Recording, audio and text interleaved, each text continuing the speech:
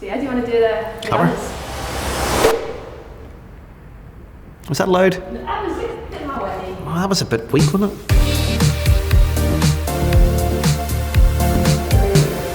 Oh, here we go.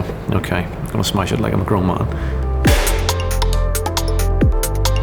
Tell us about Stellify. Stellify is a unscripted company, slowly moving into scripted, and we make primarily game shows and quiz shows. Our most famous one at the minute is Who Wants to Be a Millionaire, but we also made Flinch for Netflix, and we make Pretty Single, and we made Blind Date with Paul O'Grady. So we do a lot of unscripted, and we've just recently moved into the scripted genre.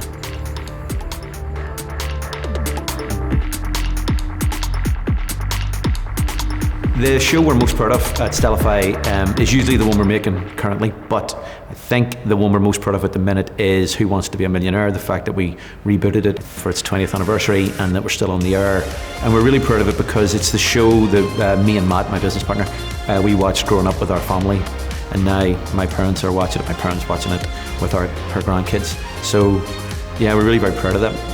I started in TV quite late, so I started when I was about 27, maybe 27, 28. And my first job in television was as a junior development researcher.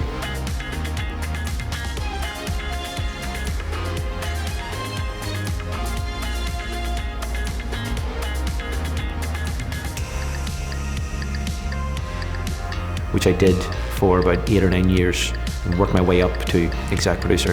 And then Matt and I started Stellify 8 years ago. So really I've only had 2 jobs in TV, and it's been a very long but also short journey. You know, meeting Matt and building that partnership with Matt Worthy has been brilliant. It's been life-changing for the two of us, which is class. Matt and I, before we set up Stellify, we worked for a previous company, and we had an idea for a TV show called Take the Money and Run. But it was a really exciting, sort of true crimey game show, and we got really excited about it. And we got to make a pilot for BBC, and they ultimately passed on it. But the rights to Take the Money and Run were then bought in America by Jerry Bruckheimer and Bertram van Munster, who makes The Amazing Race. And that was one of our biggest achievements, I think, getting the show away in America when it was just the two of us sitting in a room with the boss, Phil. I think having mentors in our business is really important. I think the other thing I've discovered is that now that I'm in my 40s, it's good to have a mentor. It's good for me to have a mentor who's in their 20s. I mentor a lot of people, remarkably, because I still feel like a child.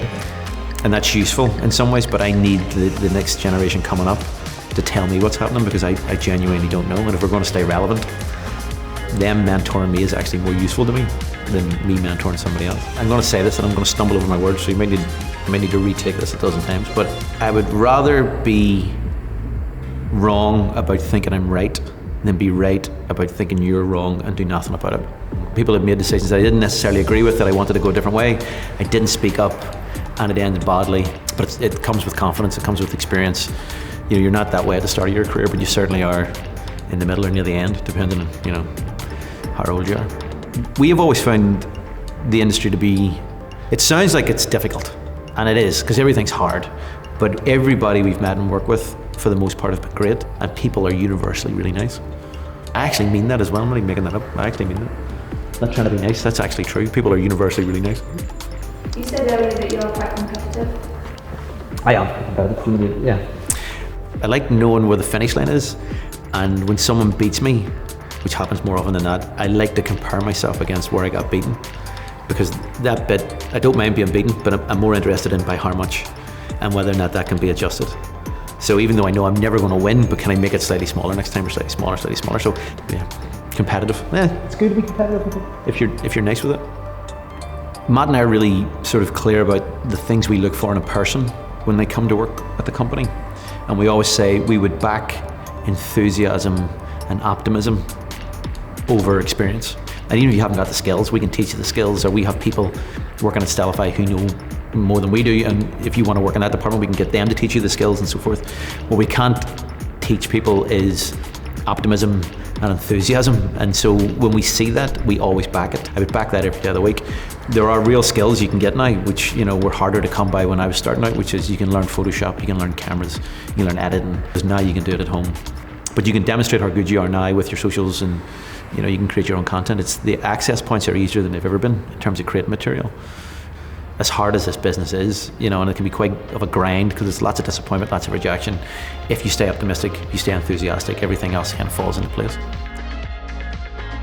Okay. I asked a few off the cuff there, so I've lost where You're off the list. You're off the list. You've gone rogue. I like it.